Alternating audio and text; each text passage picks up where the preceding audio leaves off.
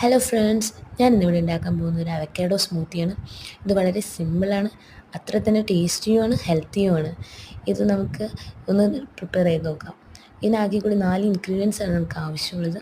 ഒരു അവക്കാഡോ നന്നായി പഴുത്തത്, ഒരു ബനാന, അതേമാതിരി തന്നെ ആവശ്യത്തിന് ഷുഗർ, പിന്നെ പാല് നമ്മൾ എപ്പോഴും ഫ്രീസ് ചെയ്തെടുക്കാൻ നോക്കാം.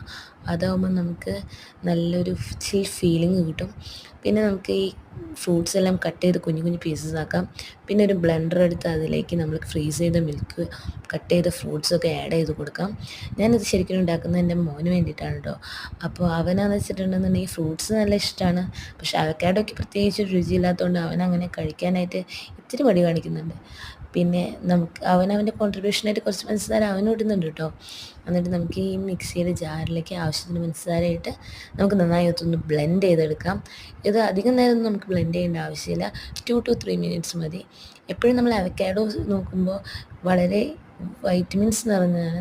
അത് നമുക്ക് നമ്മുടെ കുട്ടികൾക്ക് കൊടുക്കുന്നത് എപ്പോഴും അവരുടെ ഗ്രോത്തിന് വളരെ ഇമ്പോർട്ടൻ്റ് ആണ്. ഞാൻ ജസ്റ്റ് അതൊന്ന് ബ്ലെൻഡ് ചെയ്തെടുത്ത് ഞാനൊരു ഗ്ലാസ്സിലേക്ക് സെർവ് ചെയ്തു. എൻ്റെ കയ്യിൽ പ്രത്യേകിച്ച് ഗാർണിഷിങ്ങിനൊന്നും ഉണ്ടായില്ല, അപ്പം ഞാൻ 2 ബദാം എടുത്തിട്ടാണ് ജസ്റ്റ് കട്ട് ചെയ്ത് ഒരു ഫ്ലവർ പോലെ ആക്കിയിട്ടുണ്ട്. പിന്നെ നമുക്ക് കടയിൽ നിന്നൊക്കെ കിട്ടുമ്പോൾ എപ്പോഴും ഇതിനൊരു നല്ലൊരു ഗ്രീനിഷ് കളറായിരിക്കും, പക്ഷേ നമ്മൾ ഉണ്ടാക്കുമ്പോൾ ഇങ്ങനെയൊക്കെയാണ്.